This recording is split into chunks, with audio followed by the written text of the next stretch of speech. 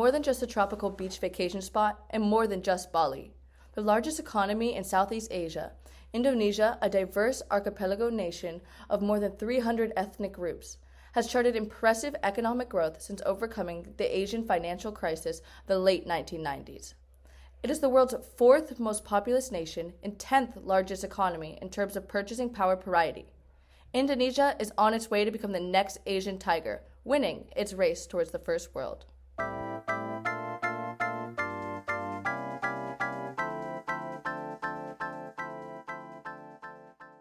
The country attracts a large tourist community to the island of Bali, creating an economy larger than the rest of the nation. Today, Indonesia has a GDP of 1.186 trillion US dollars and is one of the most developed nations in Southeast Asia. These improving growth prospects have made many analysts suggest that Indonesia will become the newest member of the BRIC grouping of leading emerging markets. However, it has not always been like that.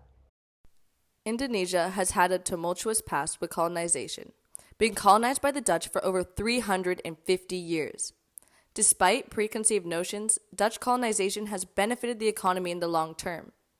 Bruce Gilley argues that colonization has led to the country's success today. They established a large sugar-producing industry in the 1800s that remains more economically productive today than any other part of the country, according to an MIT economist study. There is currently more economic activity, more intensive industries, and more schools, along with higher levels of education in the region of the communities where the Dutch constructed sugar processing facilities from the 1830s through the 1770s. Through this history of colonization, Indonesia has had a long road towards the path of development, including conflict, transfers of power, international aid, and constructivist policies. However, today, according to the United Nations Human Development Index, Indonesia is ranked as one of Asia's most economically developed countries. Its poverty rate is 14%, which isn't drastic compared to the United States' poverty rate of 11% in 2021. This documentary will take you through how this occurred and how others can achieve this while commenting on the strengths and limitations of said system. Indonesian development has been successful due to its interdisciplinary model of development. Rather than following the normative neoliberal path of development solely emphasizing economic gain, Indonesia has drafted its own system, known as the RPJMN, which translates to the National Medium-Term Development Plan.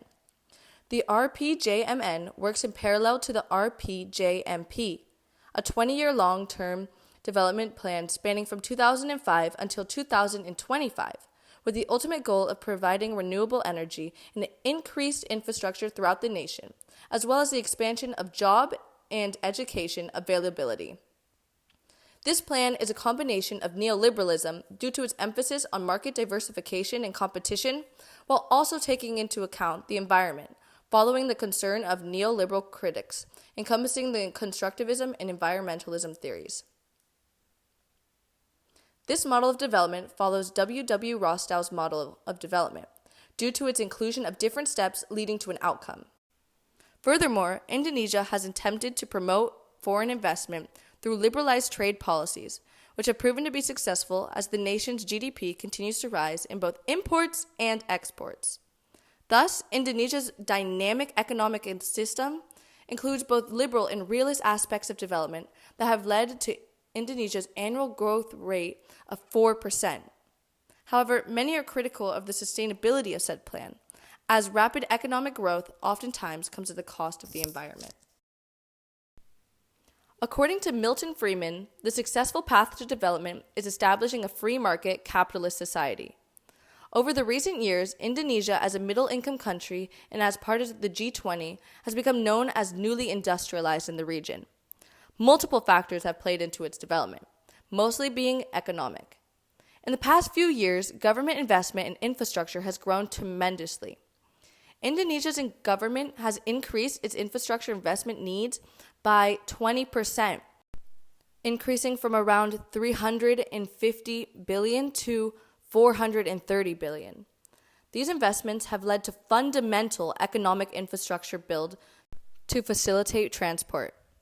Some of the mega projects are the $2.3 billion light rail system, $8 billion high-speed train from Jakarta to Bundag, and a $33 billion trans-Sumatarian toll road. Indeed, the Jokowi administration's plan for 2015 to 2019 increases infrastructure funding compared to the previous period by nearly $10 billion a year. Priority projects include the revitalization of 10 airports, a number of thermal and hydropower plants, toll roads, mass rapid transport, and the construction of new and upgrading of existing ports. Likewise, tourism is a major economic sector in Indonesia due to its turquoise coastal beaches and tropical environment. In addition, Indonesia possesses valuable commodities and natural resources such as copper, gold, oil, and natural gas. Not only can it successfully sustain itself, it is able to export these resources. According to the Global Age, Indonesia's services make up 38.6% of its GDP. It mainly trades with neighbors such as China, Japan, and Singapore.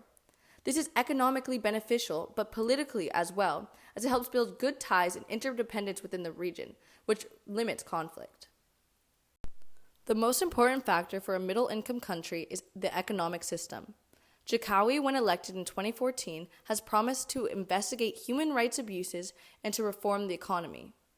Widodo economics succeeded in opening up the economy and improving civil services, such as sanitation. These reforms are inspired by the Slough model growth theory approach, as it encourages the increasing in investment, leading to an increase in capital stock. It focuses on the long-run economic growth, which eventually increases the growth of the workforce, human capital, and technology. In particular, Jokowi wants to liberalize Indonesia's labor laws, which are incredibly burdensome for some employers, open up university and vocational education centers to facilitate more foreign direct investment. His reforms are arguably neoliberal, as he made regulatory changes that reduce restrictions for foreign investors and enhance the role of state-owned enterprises, giving them preferential access to key projects and resources. Despite the preconceived notion that democracy is the basis of a successful nation, Martin Luther argues that authoritarianism is a better, stronger system to develop due to its lack of disagreements in parliaments and faster, efficient execution. With this in consideration, the unchecked executive power is beneficial to prompt development in Indonesia. Although it is considered corrupt, it is a peaceful, non-violent country. Indonesia is known as the fourth most populated country in the world. This leads to pollution and overcrowding and a lower quality of life. However, population growth is the emergence of a growing middle class that will increase human capital and productivity in the country. Also, a rising middle class means less economic inequality between the rich and poor, which is exemplified through their Gini coefficient of 0.3. Despite the success of Indonesia's development, a major fact hindering it is climate change. The government has had to build a new capital from scratch since the current capital, Jakarta, is sinking. Dutch colonizers have built unbridged canals to separate ethnic groups, but Jakarta is tropical, so canals did not work as they did in Amsterdam. They have been clogged by sediment from irregular water flow and spread diseases around the nation. All of these at the cost of locals and the environment. Rising sea levels are also continuing to force millions of poor to be displaced, as 40% of Jakarta is underwater. Likewise, over the past 20 years, Indonesia has lost 28 million hectares of forest covered, 17% of its total, as it destabilizes its agricultural industry. This is due to its commodity-driven market from mining, timber, and palm oil. However, the government reduced deforestation. Thus, in 2020, it fell 75% from previous levels. Moreover, education is a sector often not paid enough attention in Indonesia, as the government is forced to build new infrastructure and creating neoliberal policies.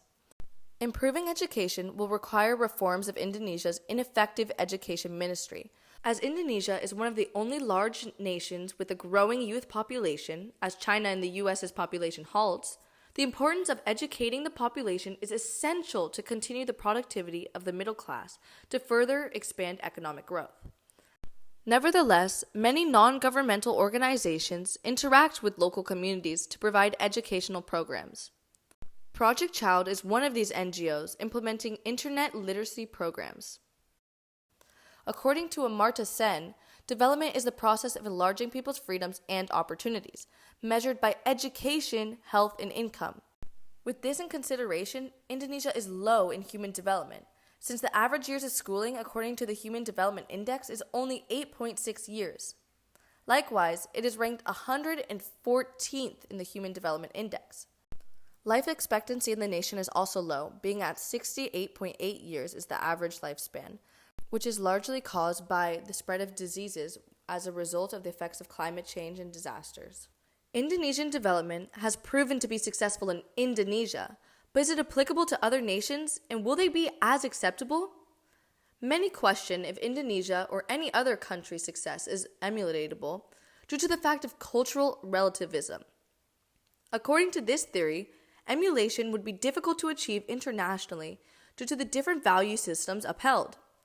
Indonesia is a majority Muslim nation, withholding values such as promises, justice, community, and family that other individualistic countries may not emphasize.